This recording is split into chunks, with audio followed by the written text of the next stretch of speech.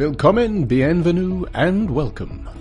I'm Rob Doherty, and this is the FSTVS Podcast Executive Edition, supported by Libery Consulting and hosted by Julian Scott, the animation consultant for Film London. In this podcast series, we'll be chatting to the movers and the shakers in the animation industry, and discovering a little bit more about what they do, how they got there, their thoughts on the animation industry, and I hope get to meet the person behind that executive title. Julian's guest today is the one and only Louise Bucknole, owner of the longest title to date of any of our podcast guests. Senior Vice President, Kids and Family, Paramount UK and Ireland, brackets, Milkshake, Channel 5 and Nickelodeon, close brackets. What that title doesn't tell you, though, is just how lovely Louise is, and that she's had an incredible career encompassing roles at the BBC, Sky, ITV and Disney. So grab your beverage of choice, ease back into a comfy chair, and tune in to hear more from a wonderful person about an incredible career. Hi Louise, thank you so much for finding the time to chat today. Oh, thank you, Julian. It's lovely to be invited by FSTVS to talk on this podcast. Thank you. Now, you've been involved with children's media your whole career. And prior to becoming what you are now, General Manager of Kids and Family UK and Ireland, Paramount, which encompasses a raft of platforms. You've got Milkshake, Nickelodeon, Nick Jr., Nick Jr. 2 and Nicktoons. But you had stints at the BBC, CITV and Disney, and you're also a registered children's entertainment chaperone, which is intriguing. How did that come about?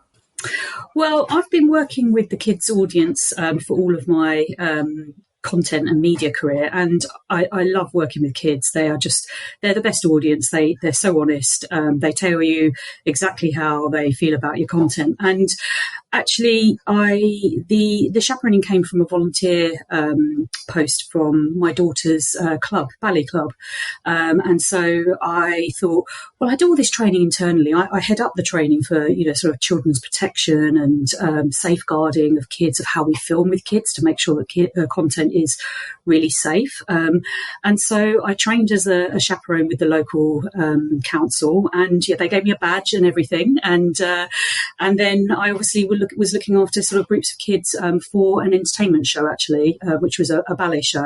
And I loved it because working with kids directly, whether you're doing that as production or in your sort of own life, it gives you real insight into how kids think, feel, what they say. You learn new words. I also volunteer at my daughter's school. I go and listen to the class read once a week, and I absolutely love it. And it just, again, gives me that sort of connection with quite a lot of kids at a certain age, as well as, being a mum to my daughter and sort of getting to know her friends. But I've learned so much about new words that they say, the books that they're into. And I think it's just because we always have an audience first approach in sort of the content that we make, it's really important that you really understand kids. And I think spending time with them is really important, and not just your own family, sort of other kids as well. So I suppose that's why I volunteered for, these other things that I do outside of work as well, but it's kind of related and it gives me great insight. Now, I mean, you said you were trained as a chaperone. What was training as a chaperone include? I had to do online courses and read a load of documents, and then you get given sort of sort of certain documentation that you have to sort of record sort of what happens with the kids, and obviously working with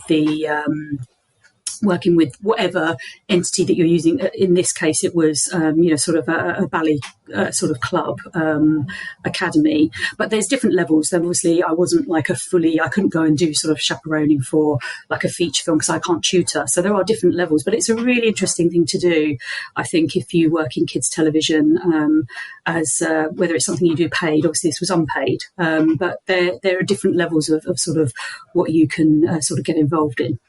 It's fascinating. And as you say, connecting with your audience and getting, I suppose, first-hand knowledge from a broader spectrum, again, as you said, than your own family must be really useful.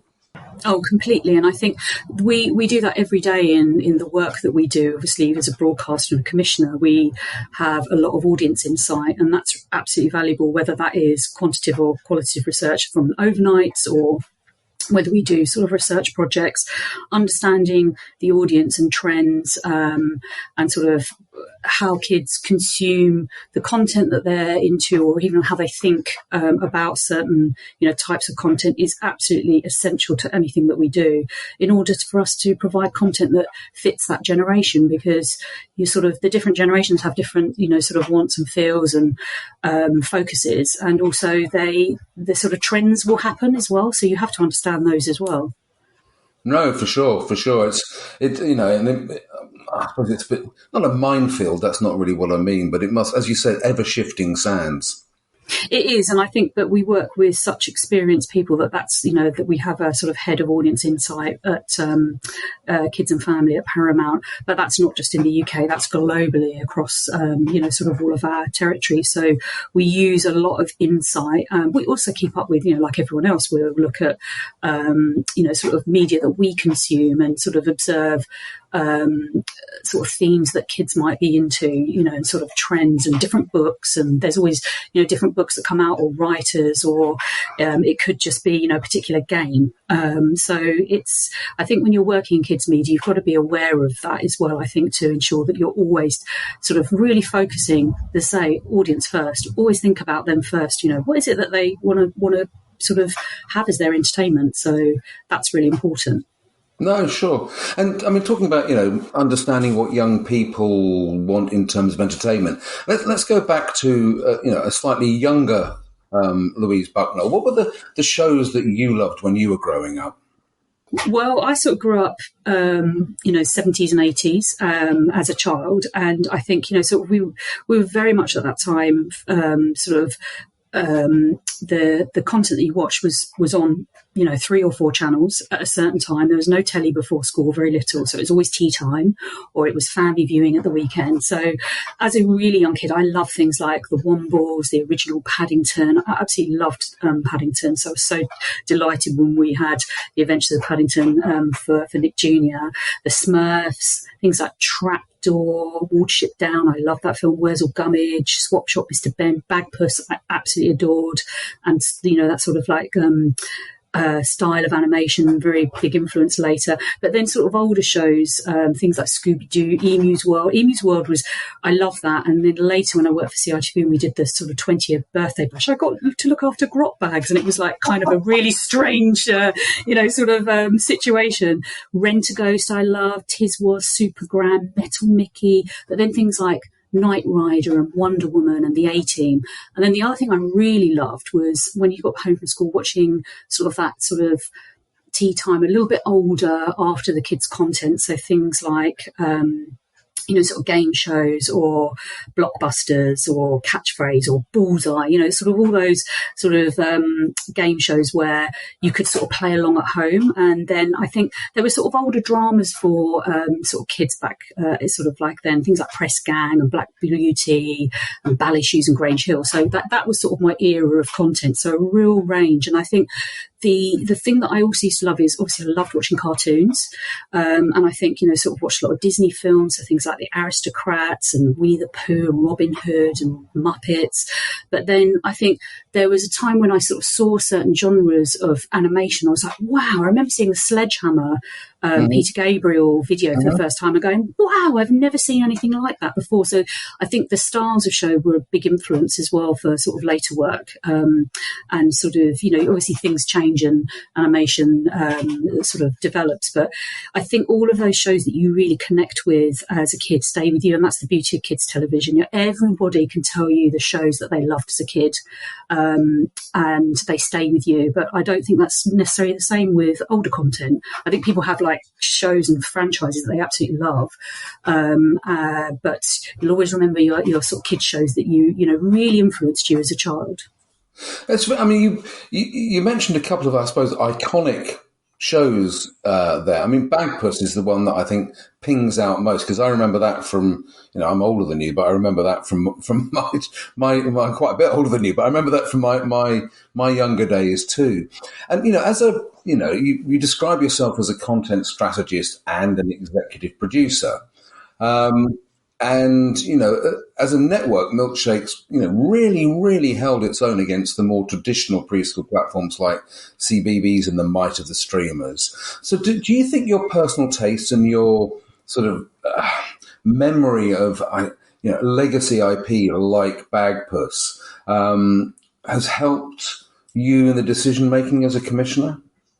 I think it influences you, but the decisions we made are based on many different things. I'm, sort of an ex-program maker, an exec producer now.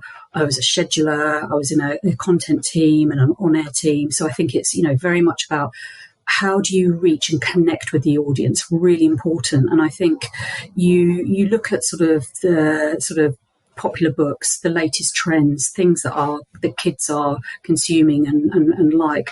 But I think you do bring, some of those experiences that you have, but you also learn about other experiences from kids at different ages. And obviously there's ages and stages of different kids. So something we might make for Milkshake and Nick Jr. as a preschool brand is very different to sort of Nicktoons and Nickelodeon.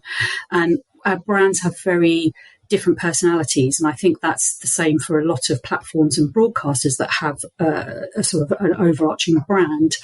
And so we look at sort of how it will fit within that brand subset of the kind of shows that we have and the portfolios we have, and also where we've got the gap. So there's lots of different things that will influence about sort of why we will look at some shows and commission some shows. And something like Bagpuss, I mean, we've made the most beautiful show recently, Tweedy and Fluff, and I think it's got a bit of a nod to that because of the stop frame and the very handcrafted nature, and we're super proud of that. And stop frame animation is something I really wanted to bring to Milkshake particularly, and we've got the wonderful Mix 'em Up show as well. But I think, again, we look at themes and areas and gaps where we think actually we wanted to focus a lot on sustainable and shows with themes with the outdoors. And so we've got a whole range of shows from the Woohoos that launches on Saturday, which is very much about discovery of the fauna and flora, and you have that woohoo moment where you discover something, from Snipper Animation that launches this week, for a show that we're working on, Stan and Gran, with Jellyfish and Jolly Wise, which is about nature, really. It's a mystery show about discovering nature.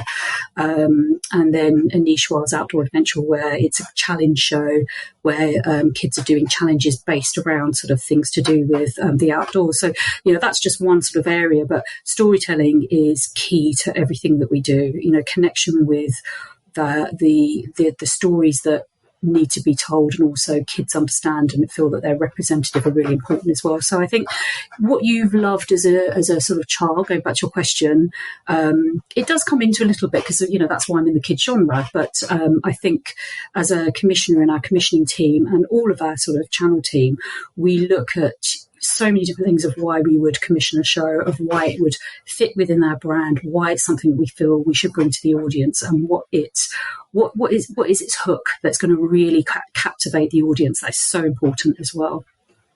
No, sure. It's a complicated scenario, isn't it? And as a producer myself, you mentioned what is that hook that's going to connect to the audience. Pepper's been a massive hit for you. Paw Patrol the same. Bluey's done very well for the competition. Do you think there are common denominators between those shows that make them successful?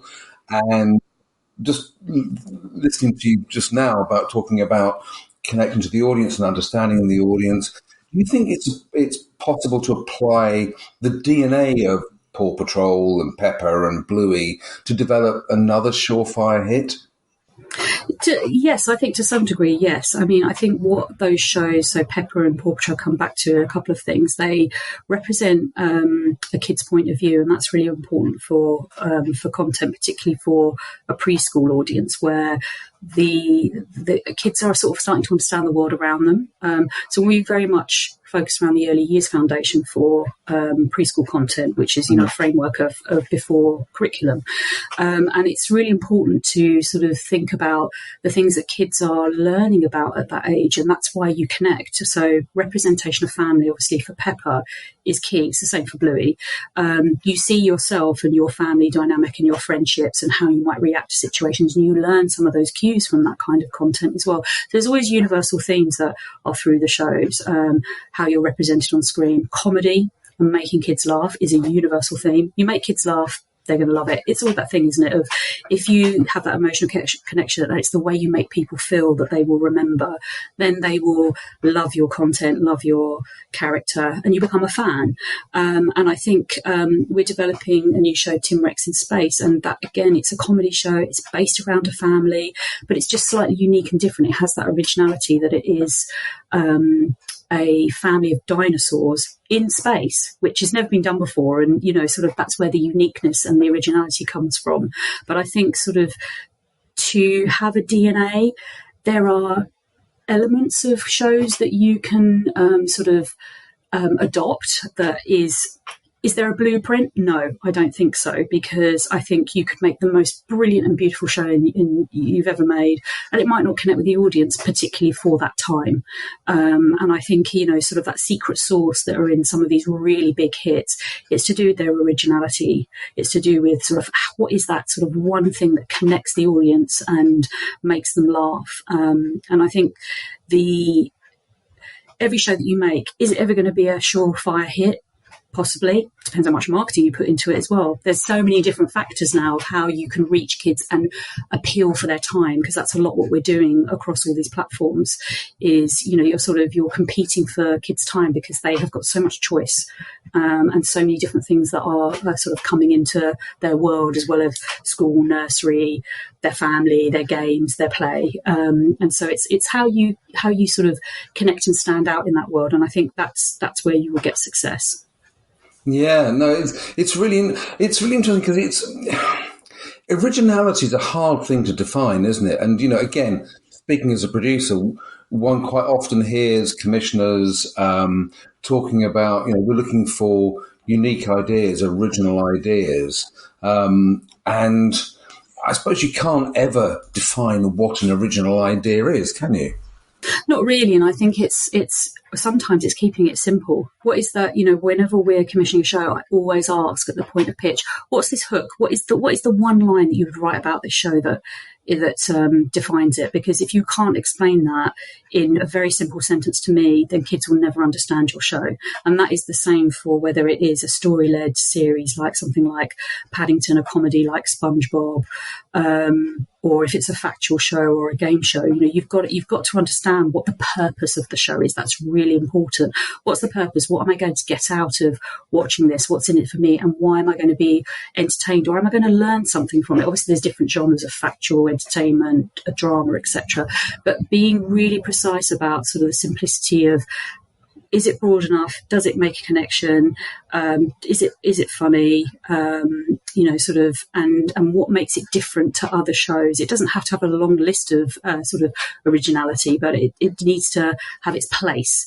And I think, a show like SpongeBob is really interesting because how SpongeBob will act in any situation because the character is so defined. You really understand that he lives in a pineapple at the bottom of the sea and he's got his friends and he does fun things. And I think that's the originality of the show.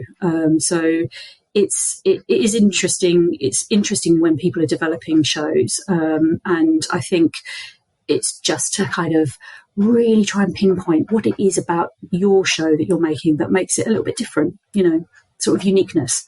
Yeah, and looking at the breadth of platforms that you manage, how do you differentiate your strategy and commissioning needs and the balance between them, say, between Milkshake and Nick Jr.? Do some of those series work better on one platform or the other, and are there shows that sort of work unilaterally across all the platforms? Yeah, yes, I think they do, because we have distinct brand values for Milkshake, Nick Jr., Nickelodeon. So for Milkshake, it's very UK. We're a PSB block on Channel 5. We have an Ofcom commitment to, sort of the type of content that we make. And it's a mix of, sort of the best of British content and sort of some of the Nick Jr. shows as well. But we celebrate kids and family. We represent kids in the UK with some of our live action series like Meet the Experts or We're in Harper's Wonderworld. We're quite activity based. Our brand is very much a take part, get up, have a go brand, because we have a studio of 6 presenters and Milkshake Monkey, and it's always encouraging you to get up, sing a song, do the dance, do the craft, make a sort of recipe. It's for the whole family. Very homegrown UK representation. We have live action. We have a lot of live action as well as animation as well, and that's quite different to Nick Jr., where every day's an adventure. We're there to try and make the world a more playful place.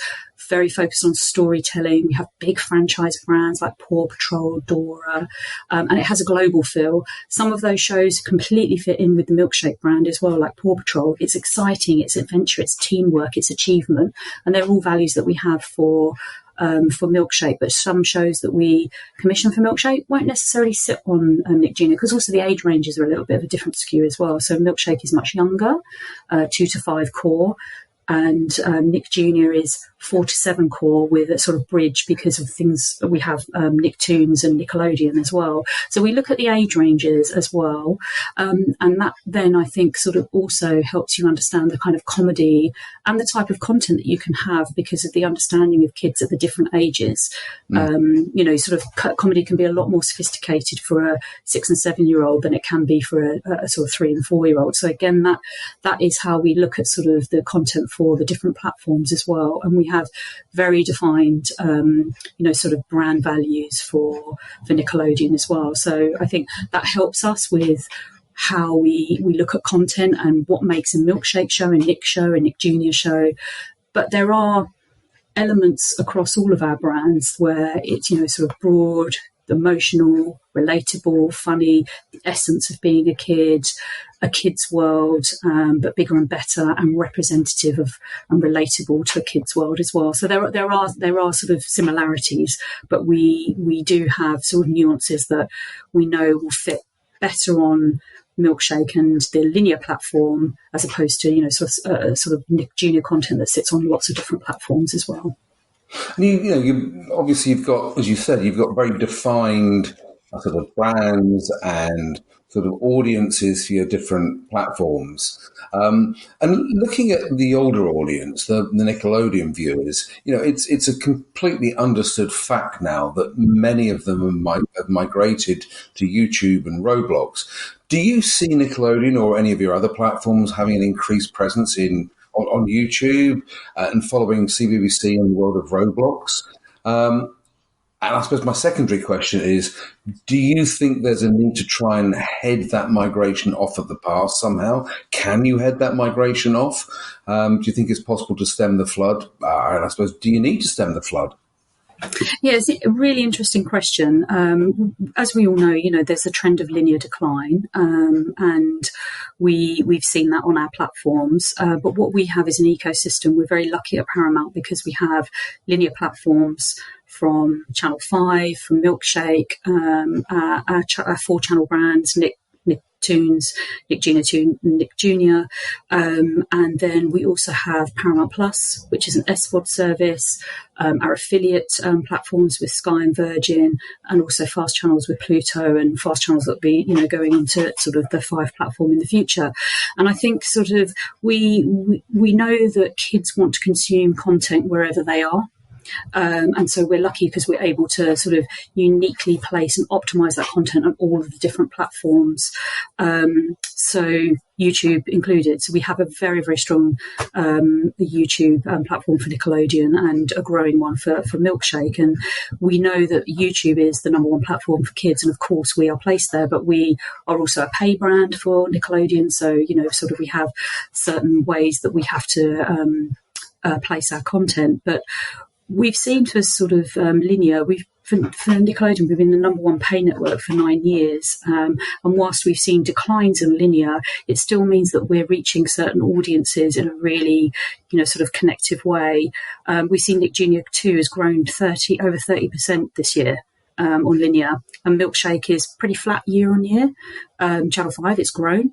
So linear is still, sort of a really important platform, but we know that VOD is growing. My5 has grown for us sort of almost 25%. We know that SVOD is, sort of really sort of growth platform for the streamers, but also for Paramount Plus. And kids are digital natives. They seek out the content where they want. So we have an ecosystem approach, and we try to optimize on all of those platforms. And for things like Minecraft and Roblox, we have our brands within those platforms already. We celebrated 25 years of SpongeBob this year, and there was, sort of content was placed in Roblox for in Roblox for SpongeBob, and then also for Minecraft as well. And so they're extensions of where kids can interact with brands in a different level. It's very different to watching a show, whether that's on whatever device you're watching. For younger kids, there's a lot of like TV in the sort of main room, sort of watching that goes on still, and then obviously older kids are on sort of more devices. So that interaction and where kids will be watching an episode versus interacting in a game is very, very different, and you have to have those brand extensions. So I think for us at Paramount, we have a strategy of being placed on lots of different platforms. And so we look at the best content that we can and the best brands and what's going to connect with the different audience ages. And then we look how we can uniquely place it across all the different platforms. Wow. Do you have like a flow chart somewhere on your wall in your office that sort of details all these different things? Because you speak so articulately and so brilliantly about, where everything is and where your brands are going to interact with the audience and stuff like that. But it's just like this sort of big thing of connection, isn't it? It really is. And I think, so anyone that knows me knows I use a lot of Post-it notes. I think also as well, the sort of like the experience I've had of being a sort of TV scheduler. I think I was always destined to be a bit of a TV scheduler, because I remember getting the TV Times at Christmas and circling around as a kid. I want to watch that show on BBC. I want to watch that show on ITV. Oh, they're on at the same time. I wouldn't have done that. So, years later, you go, yeah, I understand how to sort of, look at this matrix and work out where things go. But I think that's the sort of job we do as a broadcaster, as well as being a commissioner, is you're looking at content strategy. So how you place content on different platforms and how you optimize that, and the connection between of how you'll drive the audiences to both. And there's no expectation of this platform is always going to be the one that is, sort of like got the highest performance, because it can change between the kind of content and also how you place it as well. We're a commercial business, so we want to keep our linear platforms very, very healthy. We do that by having amazing content on the platforms. We know that kids will catch up and watch shows when they want to. And so you look at that relationship between sort of catch up linear content that's on YouTube that's supplementing that, and the viewing on YouTube is very different to watching something on a linear or a VOD platform. Sort of there's more compilations, there are clips on social platforms, there are memes, and so you just look at the sort of content that you produce for all the different platforms when you're commissioning a show, but then also building a show from launching it to sort of like then the sustain of a series. So we look at strategies of launch, build, sustain. One of our favourite scheduling strategies is drip, strip and stunt. You put a few episodes in, you strip it out, and then you stunt with it, because you're trying to build up the connection. So that's the content strategy part of a sort of broadcaster, as well as the creative of what are the amazing shows that we're going to be able to connect with the audience with. So it kind of comes into sort of everything that we do as a broadcaster, I think, as well. You're going to have to write a book at some point. This is fascinating. Oh gosh, no.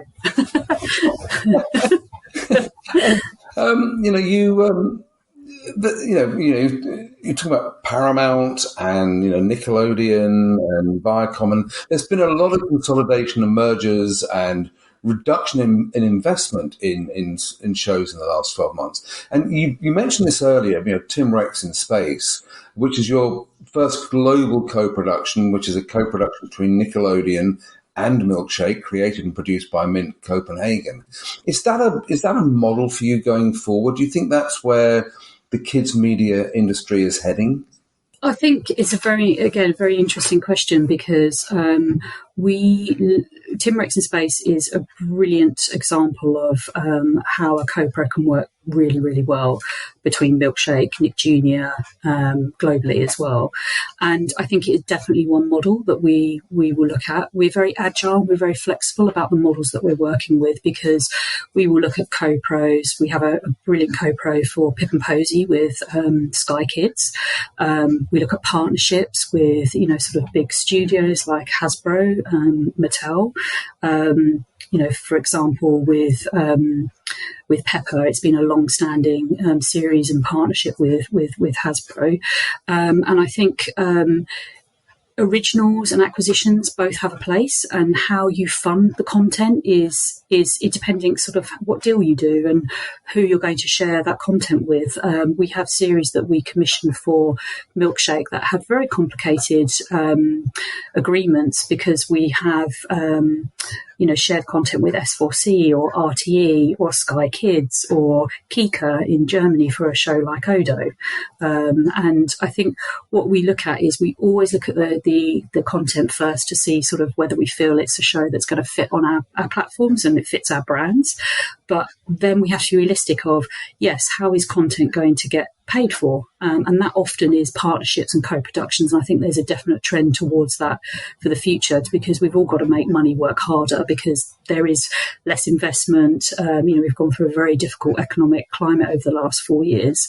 And so we do have to look at, sort of unique ways that we can work. We tap into a lot of regional funding as well. So that whether that is, something like Northern Ireland Screen, for example, where we had funding for Mimi's World, a drama that we made for Milkshake, is you just have to look at sort of what is the sort of structure of your show and the funding bodies, and where is it going to be placed in terms of the platforms or the broadcasters that it's with. So we are very, very flexible and very agile. We have no one way of working at Nickelodeon and Milkshake. We'll always discuss that at the stage of where we're discussing, sort of the funding and the agreements. So I think Tim Rex is definitely one model that we are reviewing for the future, but there are many. And if you're one is a producer coming to you with an idea, is it helpful to have some sense of a co-production opportunity? If I was to come, and maybe I will, I'll come to you with an idea and say, hey Lou, I've got this idea. I've got Kika involved, or I've got Rye involved, or I've got whoever it is involved. Is that, I suppose, what comes first? Is it the idea or the commercial reality of how you're going to make it work? The idea first. Initially, we have to review the idea and the show and the genre of the show to see if it's going to fit our brand. But I think alongside that, we look at the viability. There has to be a reality of, this is an amazing show. How are we going to get this made?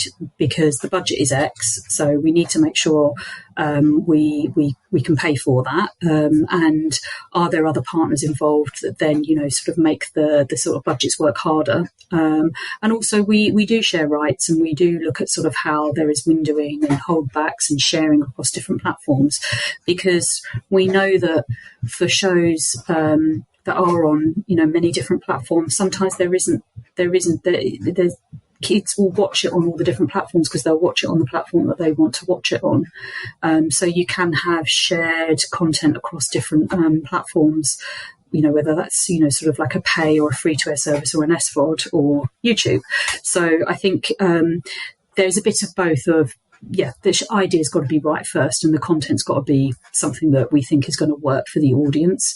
And the reality of, sort of funding, that's something that we work really hard on, because some shows will take a long time to get their funding. A show like Stan and Gran took quite a few years to get the funding together. But my gosh, Natalie Llewellyn got there and she got the funding, and the show is in production and it's beautiful, and we're so proud of it, and it's going to be an amazing show that launches next year. But it took quite a long time to get that funding together, but because we believed in the idea, we could wait for the funding to be gathered. This podcast is made possible thanks to the support of the awesome Libery Consulting. Libery offers specially tailored industry-related training courses. Check them out at liberyconsulting.com. That's LIBERI consulting.com. You can also find links to their fantastic courses on the Festivus website. And what you were saying earlier, in this new world where children are engaged with Roblox and YouTube and Minecraft and places like that, and possibly more than TV. Nickelodeon's looked at Roblox in the past. So what are you looking for now in new ideas from producers who pitch you? Are you looking for that sort of social gaming element alongside the more traditional TV show? I think we're looking for a variety of different shows. So when people say what you're looking for, we often sort of go back to sort of the brand DNA and sort of what would fit within the portfolio but be unique to the portfolio. We're not looking for another Paw Patrol. We've got Paw Patrol, and it's an amazing show. I think different types of formats and the way that they sit on different platforms is very interesting. And we do look at sort of the content that sits on digital platforms as well as, the sort of the traditional episodes, whether they're 5, 7, 11, 22 minutes long, or specials that are longer, for both, sort of live action and animation.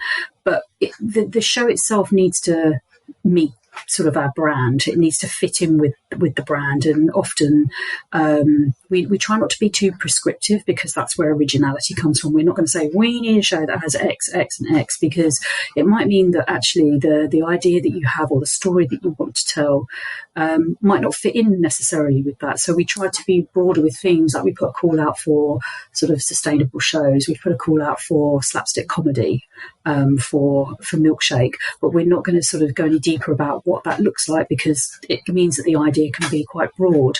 But we will always be looking for really strong characters, great stories that need to be told. How do you represent the audience? Family values, that sort of broad, emotional, funny, that is, is a sort of, kind of very top line view of things that we look for. But I think it's also looking at the channel, or looking at the service and looking at the type of shows that we have.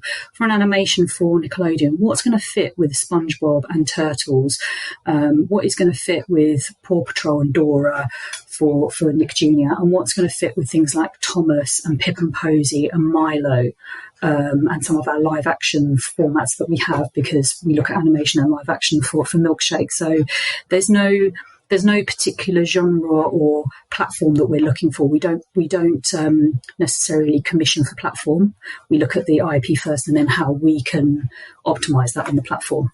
And do you think it's a smart thing to do for a producer to really understand what shows you have on your platforms and what's working? And then, I mean, not sort of, coming in and saying, hi, we've got this show, I think it's going to be brilliant alongside SpongeBob. But having an awareness of what's been really doing well for you, and coming along with some sort of, I suppose, empathy with what that platform's already doing. Excuse me. It certainly helps, because sort of channel brands and are quite different to, sort of other brands like CBBC or sort of Cartoon Network. They look for similar but quite different things. Sometimes there's often a commissioning brief on certain shows that might be for other platforms. But I think it helps to understand the brand, the DNA. By way of example, Milkshake is a morning block on Channel 5, so bedtime shows aren't going to fit for us. Yeah. And we have been pitched bedtime shows, and we have to just say, look, I'm really sorry, this is great, but it's not going to be for Milkshake, because we don't feature that on the show, on the platform. So I think it's having at least a bit of an awareness of the type of platform, and at least the the age of the audience as well for that particular brand is really important. But having a sort of feel of the kind of content's on there already. I mean, just go onto sort of YouTube or, sort of look at some of the listings if you aren't able to watch the channels, just to see the kind of shows that are there, because it will give you a real sense of the sort of content that we commission and acquire. No, sure. No, it's interesting you say that, somebody's come and pitched a bedtime show to a morning block. I suppose there's a lesson to be learned from that. Now you've had the most incredible career as a commissioner and a channel strategist, and with all that knowledge and understanding of how channels work and blocks work and the audience works, was the lure of being an independent producer never attractive to you? No one's ever offered.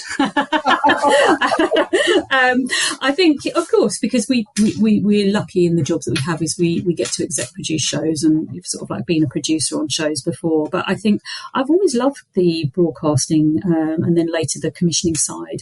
What is unique about this job, and I'm so lucky and very grateful for the job that I have, is that I get to work with amazing production companies and indies every day, and it's such a wide variety of people. And then within the job that I have, it's a creative role, it's a leadership role, it's an operational role. So you're also setting some of the sort of the trends and viewing habits of kids, and that's quite a unique position to be in. And we take that very, very seriously about sort of the kind of content that we make, particularly for young audiences, because you are influencing young minds. And so we try to do that in a really sort of considered way of the kind of content that we're making. And I think sort of I've always loved working in content. I love music. I mean, still sort of discussing opening titles and the music for a show. We get to do that as well as, sort of run the business aspects of running sort of the brands. And kids is a brilliant genre to work in. You get to work across all the different genres. I've been so lucky to be able to work in news, drama, factual animation, entertainment. You get to do it all. The audience is the best, because they are so honest. They will tell you straight away if they don't like something, but yet they will totally engage themselves within the characters and the stories. They'll draw the picture, they'll sing to the theme tune, they'll go and buy the toy because they love it so much. And kids are just brilliant. Whatever they're thinking and feeling, they come up with the next best thing, because they're sort of brighter than us as adults. And so I think working as a sort of commissioner on channels has been a joy. I've also been able to do sort of production and sort of execing as well. So, I'm very lucky. So you've dipped your toe in production then? Yes, I think sort of early in my career, and also, just in stints where I was sort of, between different broadcasters as well. I worked on different productions. I worked on Saturday Morning, Ministry of Mayhem, for example, at Maidstone Studios. So I think, sort of, I've had that sort of experience. I've been, really lucky to do sort of the production, the creative, the on-air, as well as the, the sort of commissioning side and the execing as well. Now, looking, you've had as I said earlier on, the most phenomenal career. And looking back at your professional life, what do you think the best bit of either creative or business advice that you have given somebody was? Oh, yeah, sort of quite a few different things, really. I think sort of one of the key things is how you work with other people. Is, sort of integrity is really important, how you treat people, sort of treat people really well, find out the key to people of how you can work. Everyone's very different, and so you have to sort of understand how you can work with a creative person versus someone in the legal team. There can be quite different approaches, and I think that's really, really important, understanding different styles of how you work to get the best from people, particularly on sort of like a creative sort of project or, working on a program. Diversity is so important and inclusion is so important. So including people and making sure people really are cohesive as a team is really important. I learned very early on, actually, not in television, but from a sort of entrepreneur that I work for, that he sort of said, dare to be different and just do it, take a risk, because if it doesn't work out, we can fix it.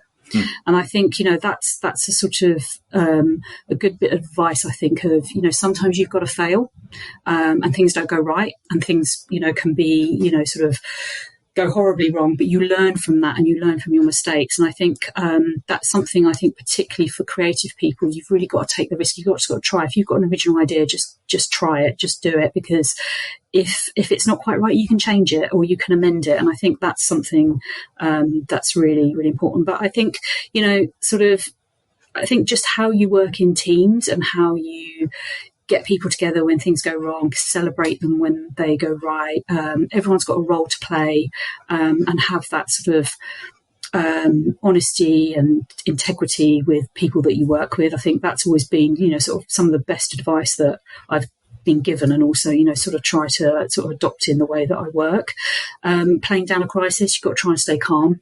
Things go wrong in production big time, and you've just got to be like, right, what's our plan? How do we do this? And that can be from a sort of production point of view, or whether something's gone wrong with a piece of creative, or the script's all gone wrong. You got to find the way. It's that journey that you've got, not necessarily the destination sometimes as well. Sure. And what advice would looking back now at the beginning of your career, what advice would you give the younger Louise Bucknole starting out on her career? Probably to have, more confidence in myself. So I think we all sort of like suffer a little bit from imposter syndrome. Am I good enough? Should I be here? Why am I being the person chosen to do this? And I think, I've always try to work really hard and learn the sort of different aspects of the different roles. And I think it's just having that confidence, sort of at an early age would be, something that I wish I'd have had more confidence at an early age. I think also being really flexible as well. Opportunities can go left, right, down, up. And I think, my career, when I started, I did a sort of degree and a master's in history, and then history and television. And I wanted to work in factual content. I wanted to make documentaries. And I did some work experience in Central News. And I thought, do I be a journalist? Not sure. And I got a job at CITV as a production secretary, for 2 weeks. I stayed there for 8 years, and I learned everything about production and kids television and on air and programs. And I think, it was having that flexibility of, sort of going, I love factual content. I thought I was going to make historical documentaries, but I've ended up in kids television. I probably was veering towards there anyway. And then I became a scheduler, and then a sort of, channel management and commissioner. And had you said to me at the beginning of my career, you're going to be a commissioner for kids content, I probably would have said, no, I'm going to be a producer for documentaries. So I think it's having that sort of flexibility and see where your opportunities arise, but also where you gravitate to, where you feel like these are my people. Sort of kids television is a fantastic community. It's, sort of a brilliant sort of community of people that are, hugely creative and just want the best for the audience. And I think the last thing is probably network more.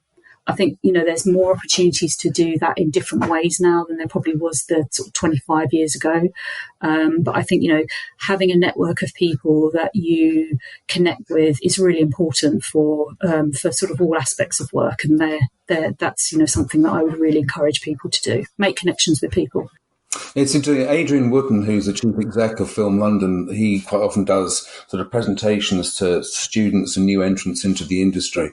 And he quite often finishes his presentation with this: I'm going to give you the 3 most important bits of advice that I can give you. And they are networking, networking, networking. And I think you're absolutely right. And it's been a common theme through a lot of these podcasts is people talking about the kids industry, the animation industry is still very, very people driven. It's about relationships, personal and professional relationships with people that you build trust in. People who, you trust in your commissioner, trust in your co-producer, trust in your studio, whoever it is. It's all about people. Oh, completely. And I think, I think people that work in media and content jobs, we are, you bounce off of other people for ideas and you get inspired by others, and you watch someone else's piece of content. You're like, wow, I'm blown away by that. And, you learn so much from other people. And I think the networking is the same. It's not just having connections. It's about, enjoying other people's content as well, and going to festivals and viewing content online that you might not make as well. I watch a whole range of different sort of like shows, so it's being part of that community as well. I think that's really important too. Louise, I can't thank you enough for sparing this time. I know how crazy busy you are. You've kind of overwhelmed me with all the stuff that you have on your plate right now. So I just want to say thank you so much for such an inspiring chat. Oh, well, thank you so much for having me. I mean, just to get to talk about, kids' content is joy, and, thank you very much, and thank you to Festivus. Well, wasn't that just a warm hug of a podcast? Lovely to hear so many wonderful shows of my own childhood referenced by Louise as her early inspirations. And if you're a younger listener, I'd urge you to go and seek them out. And also pay attention to Louise's advice near the end of the podcast for starting in the industry. We're very grateful to Louise for giving her time, and I hope you all learned a little more about the life of an executive in our industry. A new episode will be following soon, so please subscribe, rate and leave lovely reviews. And the show wouldn't happen at all without the wonderful work of Janet Balmforth at Liberia Consulting for her incredible organisational skills, to Julian Scott at Film London for his charm, wit and talent as our host. Find out more about Film London at filmlondon.org.uk. And the edit skills of Odelia Sickinger, who is also an awesome kids development and production executive. Find her on LinkedIn. Thank you all, and see you in the funny pages.